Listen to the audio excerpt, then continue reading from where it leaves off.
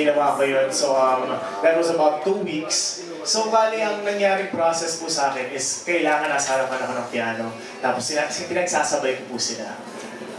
You write the lyrics in your head and then yung melody, sinasabay ko na po. Sinasabay mo sa piano. Yes. Nahihirapan ako pag lyrics lang or music muna, kailangan sabay sila para sa akin.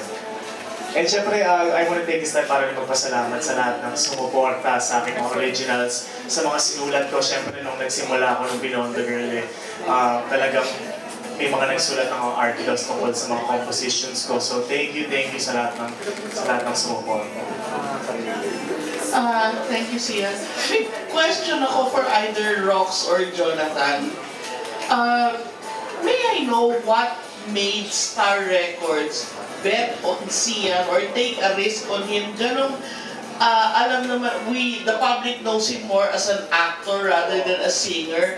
Parang ano yung naging taya ng Star Records sa kanya? Bakit gano'n na lang yung kumpiyansa na meron na siyang 2 albums ngayon? I'd like to request Sir Jonathan Manalo. And Sir Diablo. Ako ang sagot ng question.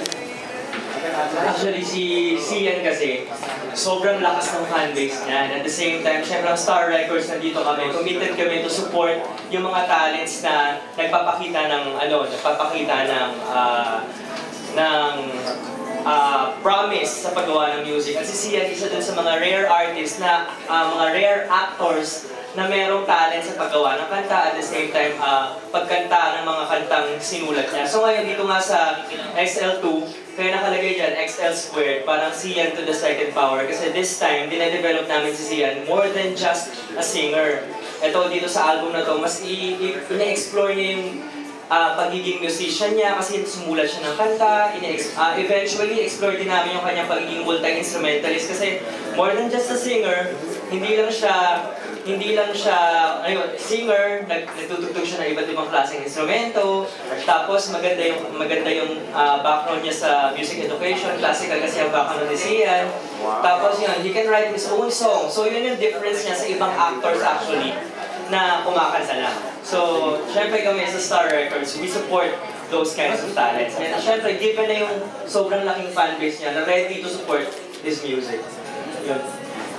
Thank you, Sir Jonathan. In fact, naabutan namin si Sian na nagpa-practice, no? Kasama ang ABS-CBN Philharmonic Orchestra. Ayan. Kapamilya Tina? Okay na po. Ayan. Okay, we have a question from Leo Bukas. Leo, ito, Sian, magaling din itong kumanta. And halos lahat na ata ng singing competition ay sinalihan. Leo.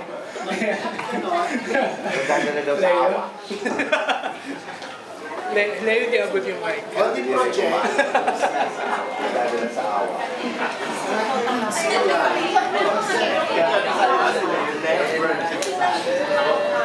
Kasi XL yung title, pwede extra large or pwede sa assessment mo ba sa showbiz career mo, consider mo na XL yung name.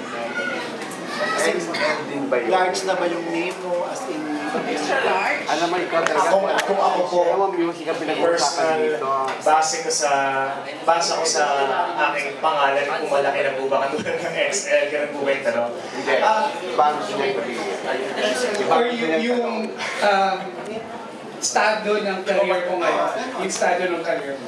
Para sa akin, siguro hindi ako dapat magsalita, hindi ako dapat mag-assess yan. Siguro yung ibang tao dapat ang mag-assess para sa pangalan ko. Pero para sa akin, I feel like, kung tatanungin niyo po ako dyan, I'm in the right place right now. I feel really happy and I feel really blessed sa kung ano man kong narating ko.